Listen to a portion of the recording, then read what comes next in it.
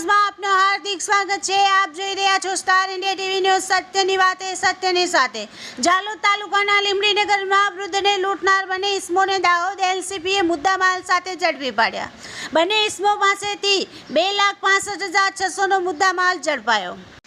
જાલોદ તાલુકાના લીંબડી મુકામે રહેતા 72 વર્ષના મોતીભાઈ માળી ભેંસો ચરાવવા માટે દાહોદ રોડ પર ખુલ્લી જગ્યામાં ગયેલ હતા। ત્યારે આશરે 10 વાગ્યે બે અજાણ્યા યુવકો તેની 30 થી 35 વર્ષના હશે તેઓએ તેમને ધાક ધમકી આપી મોતીભાઈએ પહેરેલ સોના ચાંદીની રકમ આશરે 62,500ની લૂંટ કરી ચાલ્યા ગયેલ હતા। આ બાબતે Dahod LCB police inspector S M. Gameti સાહેબ, એમ.એન. ડામોર સાહેબ તેમજ ડી.આર. બારૈયા સાહેબ દ્વારા સીસીટીવીના ફૂટેજ ચેક કરતા બે શંકાસ્પદ યુવક બુલેટ લઈ જતા જોવા મળેલ હતા।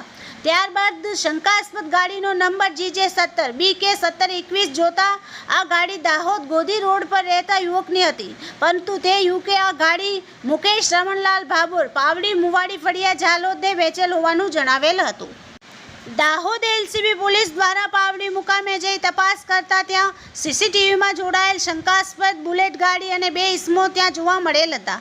બંને યુવકોની પૂછપરછ કરતા એકનું નામ મુકેશ રમણ ભાભોર પાવટી જાલોદ તેમજ બીજા યુવકનું નામ મહેશ મથુર ગરાસિયા પેથાપુર જાલોદ જણાવેલ હતું। એલસીબી પોલીસ દ્વારા ઘરની તપાસ કરતા લીંબડી મુકામેથી વૃદ્ધને લૂંટીને લઈ ગયેલ તમામ સોના ચાંદીની રકમ મળી આવી હતી। ઉપરોક્ત ઇસમો પાસેથી સોના ચાંદીની રકમ અને લૂંટમાં વપરાયેલી બુલેટ સાથે કુલ 2,65,600નો મુદ્દામાલ જપ્ત કરી આગળની કાયદેસરની કાર્યવાહી હાથ ધરેલ છે। આમ દાહોદ એલસીબી પોલીસને ગણતરીના દિવસોમાં લૂંટનો મુદ્દામાલ સાથે આરોપીને ઝડપી પાડવામાં સફળતા મળેલ છે। Star India TV news Jhalod reporter Pankajbhai Pandit, જિલ્લા દાહોદ।